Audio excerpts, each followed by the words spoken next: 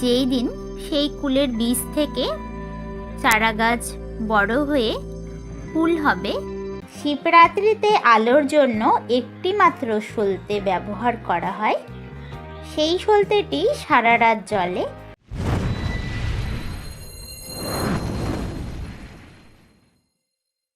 সরস্বতী পুজোর আগে গাছে গাছে কুল পেকে থাকলেও সেই কুলে হাত দেওয়া যাবে না। সরস্বতী পুজোর আগে কুল একদমই খাওয়া যাবে না।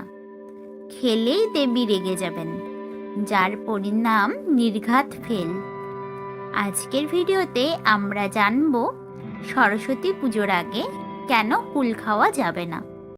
বেঙ্গলি উইথ তমা চ্যানেলে আপনাদের সবাইকে স্বাগত জানাচ্ছি। যে কোনো বিষয়ের ওপরে ভিডিও পেতে আমার যে কোনো ভিডিওতে কমেন্ট করে জানাবেন। আমি চেষ্টা করব সেই বিষয়ের ওপরে ভিডিও তৈরি করে দেওয়ার।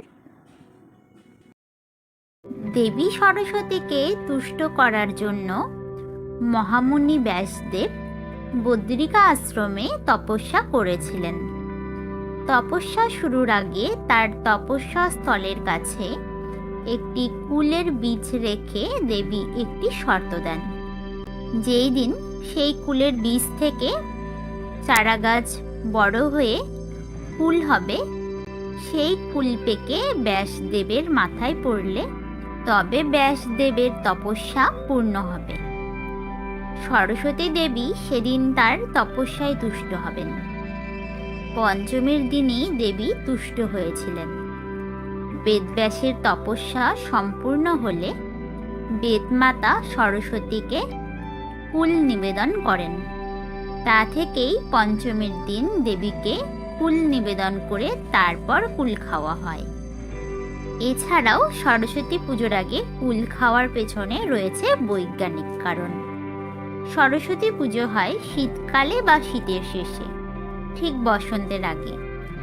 ঋতু পরিবর্তনের এই সময় সর্দি, কাশি, জ্বর, পেটের সমস্যা ইত্যাদি নানা রকমের অসুখ লেগেই থাকে। সরস্বতী পূজা যে সময় হয় তখনও ফুলগুলো কাঁচা থাকে।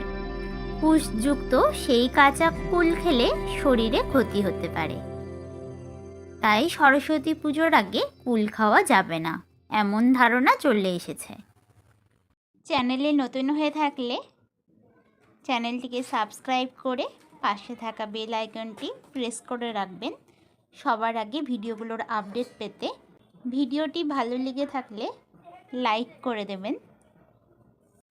ফাল্গুন মাসের কৃষ্ণপক্ষের চতুর্দশ তিথিতে অনুষ্ঠিত হয় শিবরাত্রি। এই ব্রতে উপবাস থেকে রাত জাগতে হয়। 4টি প্রহরে শিবের মাথায় জল ঢেলে শিবকে পুজো করা হয়। জেগে ব্রত করতে সারা রাত ধরে প্রদীপ জ্বালিয়ে রাখা হয়। আর এই প্রদীপের জন্য ব্যবহার করা হয় সলতে। পাতলা কাপড়ের ফালি বা তুলো পাকিয়ে তৈরি করা হয় প্রদীপের সলতে, যার এক দিকটি প্রদীপের তেলে ডোবানো থাকে আর অপর দিকটি জ্বালানো হয়। শিবরাত্রিতে আলোর জন্য একটি মাত্র সলতে ব্যবহার করা হয়। সেই সলতেটি সারা রাত জ্বলে। আর এই একটি মাত্র সলতে যেহেতু ব্যবহার করা হয়, তার সাথে তুলনা করে কোনো বংশের একমাত্র সন্তানকে বলা হয় শিবরাত্রির সলতে।